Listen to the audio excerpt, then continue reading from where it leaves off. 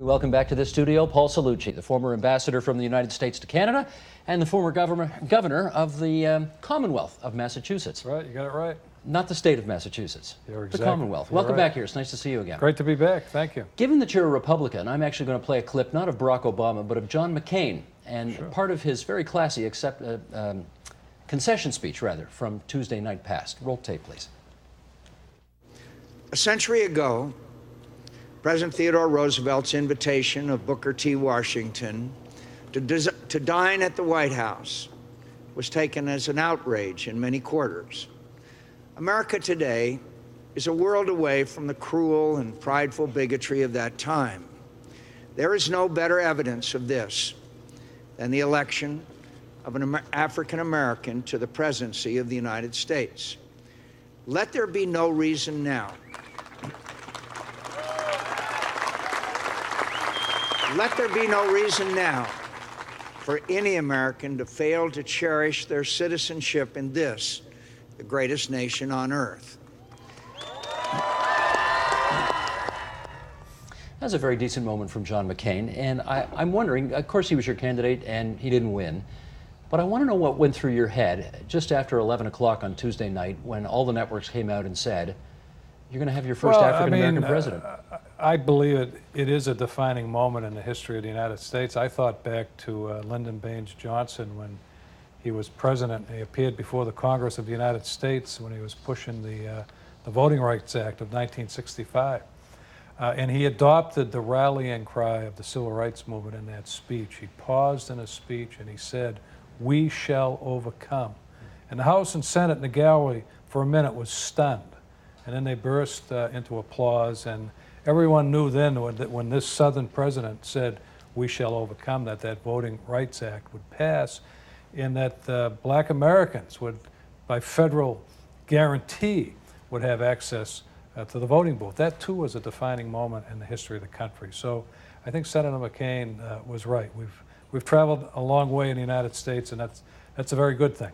Is your country a different place today than it was last week at this time? I don't think it's a different place, but I think the significance of what happened, the election and the fact that we've elected a Black American as the President of the United States shows how far. It's vivid evidence of how far we've come to sweep away some of the bigotry that used to permeate our land. So even though he wasn't your guy, are you content with the fact that he won? Sure. It's it's a tough business, political life, and now if we look back at the last 7 times a two-term incumbent was being replaced, it is now 6 out of 7 that it goes to the other party. The only exception to that was George Bush the father when he followed Ronald Reagan, and he didn't make it to a second term. So it's time for a change. There's a powerful argument in American political life, and you have to give it a tribute to Barack Obama. His cool, calm demeanor, his ability to stay on message and to stick to his game plan, it's really what carried the day. I want to read you something that an editorialist in one of your newspapers wrote, and it's about the grand old party. Here it goes. Republicans have been so unpopular for so long, and their failure has been so sweeping, that it is a mistake to dwell too long on the flaws of specific men or the consequences of particular events. Neither Bush nor McCain nor congressional Republicans gave much sign that they understood the frustrations that average Americans have felt over the last few years towards the economy and Washington, let alone that they had solutions. The exit polls demonstrate this failure again and again. In the questions about which party and candidate voters consider the most sympathetic to regular people, in the questions about who would do best for the economy, in the breakdown of the vote by income. I guess the question is, do you think the Democrats won this election as much as the Republicans just lost it? Well, the fact of the matter is, if it hadn't been for the economic tsunami that hit in September, John McCain might well have won. He was ahead in the polls until that point. But that economic crisis reinforced the message that Barack Obama had been saying from day one: it's time for a change. If that particular, I don't know who you're quoting there, but if he was accurate, why wasn't the vote 75-25? I mean, the fact of the matter is, I think what the Republican Party has to do is it has to look at the changing demographics in the United States of America. You know, black Americans always voted pretty heavily for the Democratic candidate, usually about 85-15. This year, I think it was about 95-5, which I understand, and I'm sure that black America takes great pride in the election of Barack Obama. But we also lose the Jewish vote, about 70-30. And now it looks like we've lost the Hispanic vote 2-1. There were really no other demographic votes, whether you're looking at seniors. Old white people. You got old white people. But we didn't win them by 8-1 or 9-1 No. or even 2-1. So the point I'm making is if the Republican Party can't lose those constituency groups by that big a margin. So we have to reach out to black Americans and we have to reach out to Hispanic Americans. George Bush, the reason I think he won those two elections in 2000 and 2004, having been the governor of Texas, he reached out to Hispanic voters. And I think the primary debate in the Republican Party, where it was too many of our candidates were talking about putting up a wall, we got to keep these Mexicans out of the United States, isn't this terrible? They turned the Hispanics off and they drove them to the Democratic Party. We've got to change that, and my hope is that the Republican Party will, because if we lose the Hispanics 2-1 and the Jewish vote 70-30 and the black vote 85-15, given the demographics of the United States, we're going to have a hard time winning another election. But what is it about the Republican Party where a guy like you're, I mean, a successful Republican governor from the bluest of the blue states, you're a Republican governor from Massachusetts, and you probably would not be welcome in much of the Republican Party. They'd think you're too wet on so many things. Well, on some social issues, I think they would think I Yeah. was too far to the left. But I'm a tax happened to- cutter. I'm tough on crime. Well, I hear you, but where's that big I've Republican got a tent? record to prove it. What it means is we've got to build the tent of this party. We have to become a more broad-based party. And let's not forget that it was President Bush who proposed the guest worker program. It was John McCain who worked with Senator Kennedy and the Senate of the United States to try to move it forward. And it was defeated by the right wing of the party, and it was a big mistake, and it's one I hope we can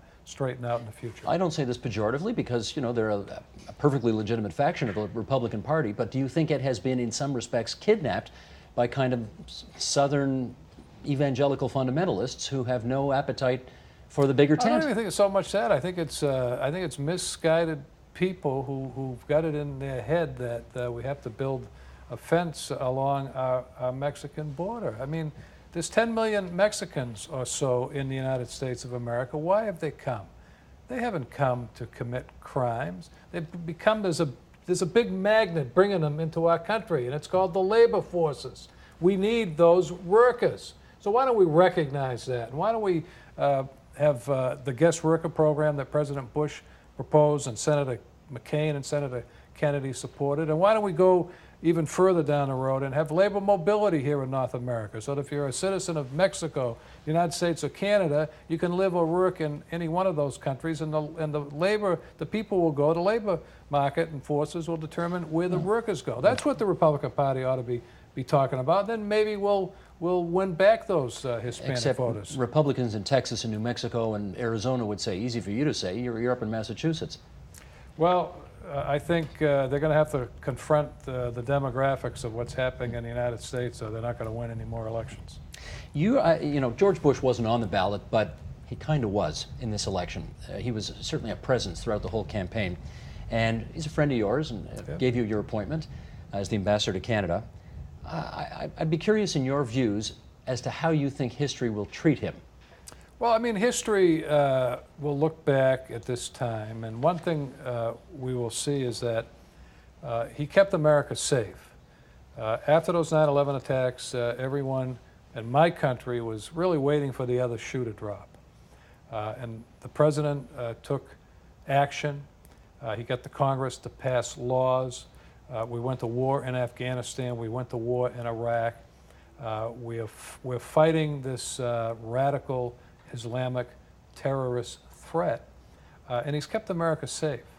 And I think that to the extent that we continue to succeed in Iraq, because the surge is working, and to the extent that we succeed with probably both, I think, Barack Obama and John McCain were talking about more troops in Afghanistan, a surge-like effort there. If we look back in 10 or 15 years and those countries continue to be pluralistic and democratic, then I think history is going to look back and give President Bush some pretty high grades. Have you talked to him lately?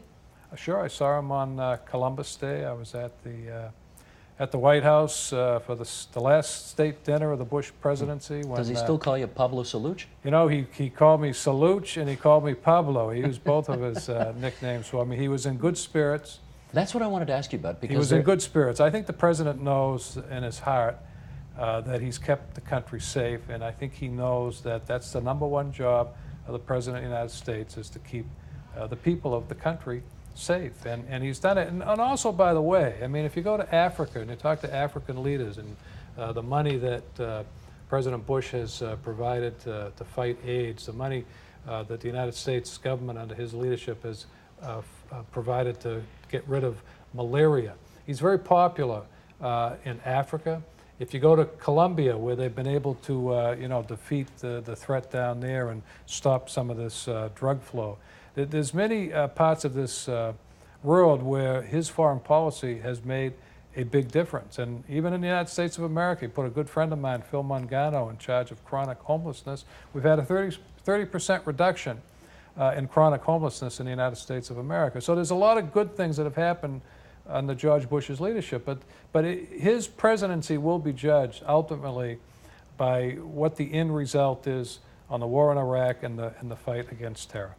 Let's, in our remaining moments, have you offer your views on the kind of relationship Canada and the United States are now going to have, given a liberal President of the United States and a conservative Prime Minister of Canada, which is unusual. Right. That doesn't usually work that way. You know, it's funny, during the '04 election, a lot of the liberals said, if Bush wins, I'm moving to Canada.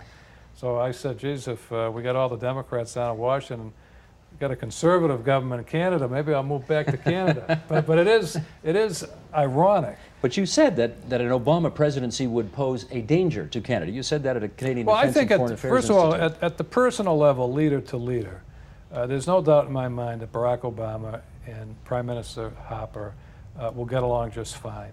I was in all the meetings that President Bush and John Chrétien had, and the Canadian press always wanted to say they don't like each other, they don't agree. The truth of the matter is they got along fine, they liked each other, they didn't always agree. So on that personal level, it doesn't matter whether it's a liberal or a conservative or a Democrat or a Republican.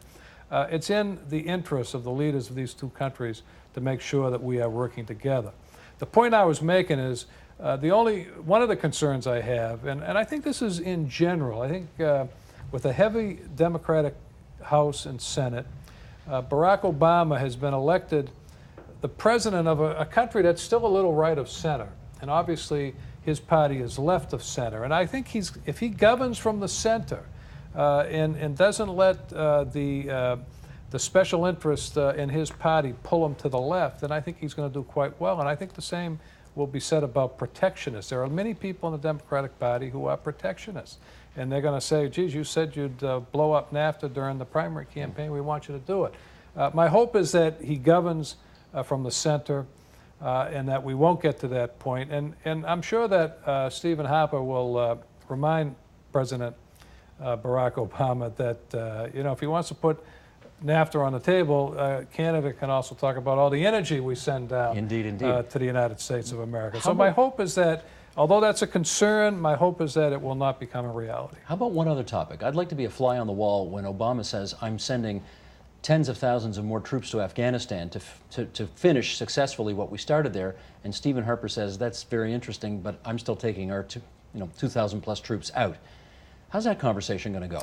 Well, I mean, we've got to give Canada credit because they've had troops on the ground since day one in the war in Afghanistan, and the people of Canada should take great pride in the performance of those troops and the fact that they helped to create the climate for the free elections that have taken place in Afghanistan. Think about it, a country that was run by the Taliban, where women had no role in society, little girls didn't even go to school. They were lined up by the millions, men and women, to vote, thanks to the Canadian forces. So I think the contributions Canada have made have been significant, particularly if you look at some of our other NATO allies who have not stepped up to the plate. So I think if Prime Minister Harper talks about the fact that other NATO nations and other allies need to step up to the plate, talks about what the Canadian troops have done and the fact that Canada will be there and help with the reconstruction of Afghanistan, I think that's going to be a pretty positive conversation. Ambassador Cellucci, very good of you to visit us at TVO again. Many thanks. Great to be back. Thank you, Steve. Support Ontario's public television. Donate at tvo.org.